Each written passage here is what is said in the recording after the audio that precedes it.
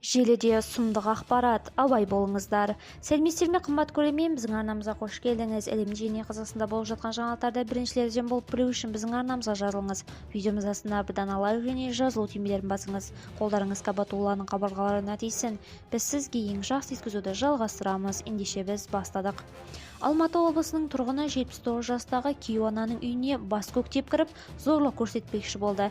79 жастағы Кейуана соққыға жығылды. Алматының облысы Еңбекші Қазақ ауылында 18 жастағы жігіт қарияның үйіне баса көктеп кіріп, зорлық көрсетпекші болған. Зейнет жасындағы әйелді өлім аузынан көршілері аман алып қалған көрінеді. Алайда күдікті оқиға орнынан қашып кеткен. Әйкерім Пернебек сұмдық жағдайды басынан кешкен отбасымен тілдесті. Әйкерім Пернебек: Қарақашы теріс пығылын жүзеге асыру үшін түн қойнауында қара түнек жамылып келген. Есіктегі темір құлыпты жұлып үйге баса көктеп кірген. 79 жастағы Кейуананы кіре сала тұншықтыра бастаған. Кейуананың айтуынша, ол қызымен телефон арқылы сөйлесіп жатқан сәтте қоршаудан сығалап тұрған күдіктіні байқап қалған. Белгісіз жігіт оған түрлі әдепсіз сөз айтып балағаттаған.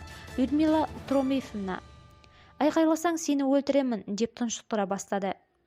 Өте алып денелі жігіт: кеудемнен басымнан ұрды, жерге құлап түстім, бір кезде жібергендей болды. Бар күшім қоршаудың сыртына дейін жүгіріп шығуға ғана жетті. Әп-сәтте қуып жетіп, қылқындырып, тас жерге жығып, бар күшімен үстімнен төніп, зорлығын іске асырмақшы болды. Жылап тиіспеуін өтімдім, әлім жетпейтінін түсінсем де итеріп жібердім. Bir сәтте көліктің жарығы бетіме түсіп, көршілерімді көрдім. Оқиға орын алар сәтте Кейуана басқа қалада тұратын қызымен телефон арқылы сөйлесіп отырған. Қызы: жігіт анама балағат сөздерді айқайлай бастағанда мен байланыста едім. Анамның айқайын естідім. Біраз сәттен кейін қоңырау үзіліп, тұтқа құлап қалғандай болды. Қатты алаңдадым.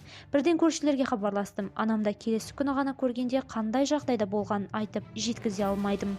Бет аузына сау жер жоқ. 2 апта орнынан қозғала алмады.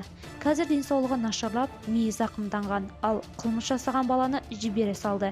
Біз күнде қорқынышта отырамыз. Қылмыскерге әділ жаза тағайындасын дейміз. Куәгерлердің сөзінше, тәртіп сақшылары оқиға орнына өте кеш жеткен. Қазіргі таңда іс жүріп жатыр. Сұмдық оқиғаны басынан кешкен отбасы қазір заңгердің көмегіне мұқтаж. Алайда бірнеше маман қатарынан бұл істен бас тартыпты. Басқа да жаңалықтарды білгіңіз келсе, арнамызға жазылып өтіңіз. Қымбат көрермен, сау сәлеметте болыңыздар.